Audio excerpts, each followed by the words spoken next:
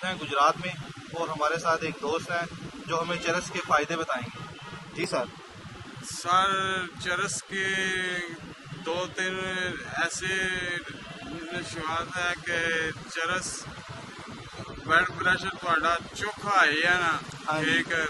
चरस के 2-3 सूटे ला लो, blood pressure थोड़ा लो हो जाएगा, ठीक है। एक दूसरी भूख नहीं लगती तो चरस वाला सिगरेट पी लो तो भूख लगेगी, ठीक ठाक भूख लगेगी, रोटी आप सही खाएंगे, ठीक है।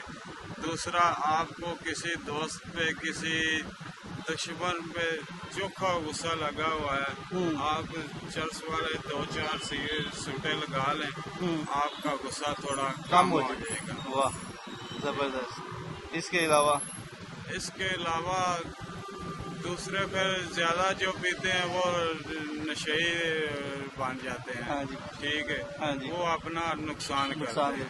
आप तो ज्यादा नहीं पीते? हम ज्यादा मिलने के हमारे बंदे हैं, मिलने की हाँ। जी। हाँ जी। आपका नाम क्या है? अभी बेहतर। हबीब।